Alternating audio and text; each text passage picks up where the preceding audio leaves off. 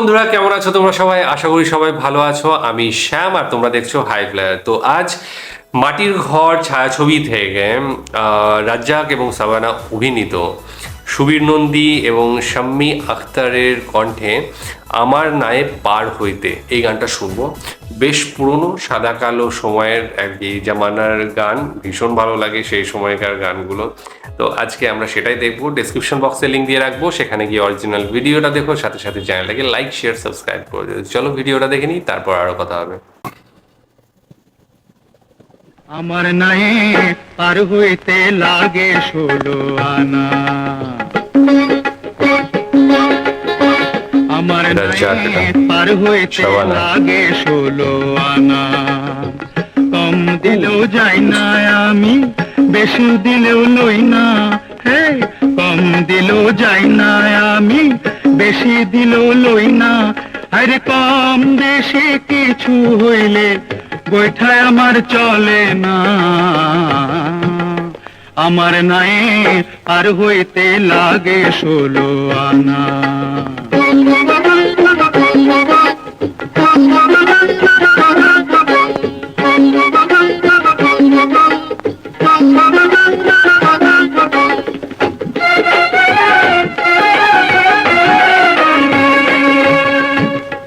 আনার দিন তো বাঘে খাইছে, আমার কাছে পয়সা আছে।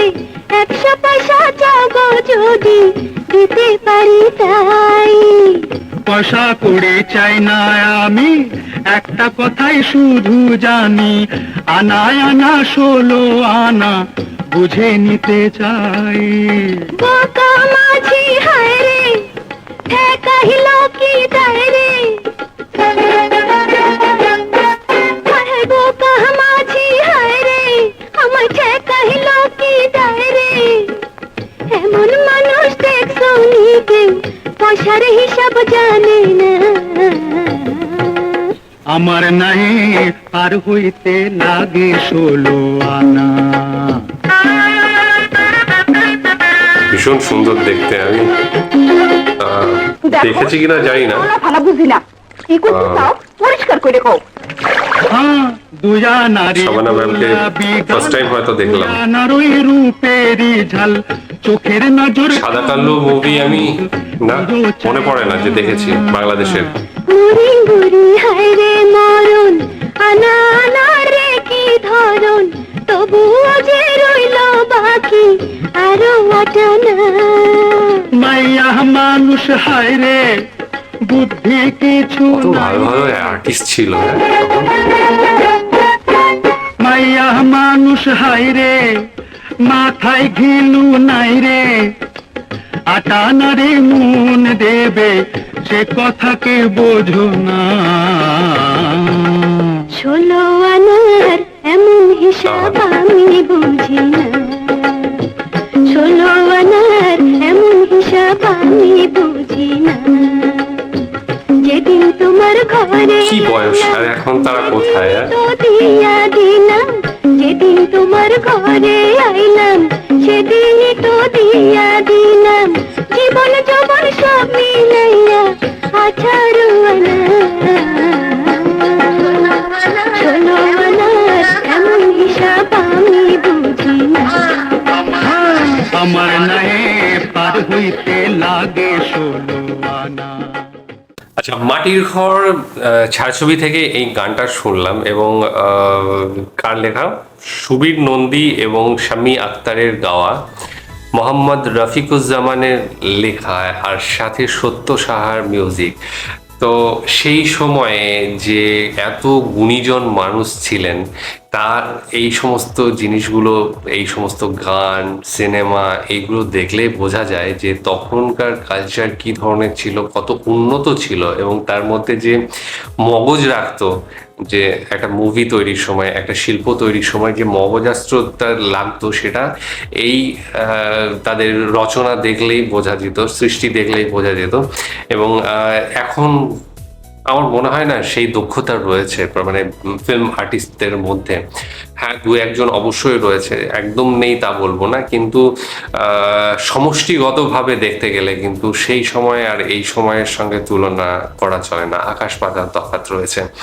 এবং তখন আমার মনে হয় যে স্বর্ণযুগ গিয়েছে প্রত্যেকটা ইন্ডাস্ট্রিতে, সেটা বাংলা হোক বা ভারতীয় হোক বা এদিককার হোক, তো যেখানেই হোক আমরা দেখেছি কিন্তু একটা মানে স্বর্ণিম অধ্যায় চলছিল, যেখানে গান এত হাই লেভেলের হাই কোয়ালিটির গান হয়েছে, সেখানে লেখা বলো, লেখাগুলো শুনলেই কত ভালো লাগতো। এবং খুব সহজ সরল ভাষা, কিন্তু যে এমন কিছু কঠিন তা নয়, কিন্তু তার মধ্যে যে গাম্ভীর্যতা রয়েছিল, যে ভালোবাসা ছিল, যে রস ছিল, সেটা কিন্তু এখনকার মধ্যে পাওয়া যায় না। কিছু কিছু ভালো গান অবশ্যই হয়, এবং সাথে সাথে যে আর্টিস্ট যারা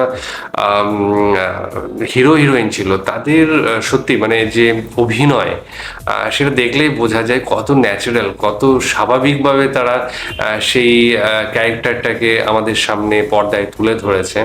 মনে হতো যেন তারা সত্যিই এই ধরনের ক্যারেক্টার লিভ করে। তো সেই জন্য ভালো লাগে দেখতে।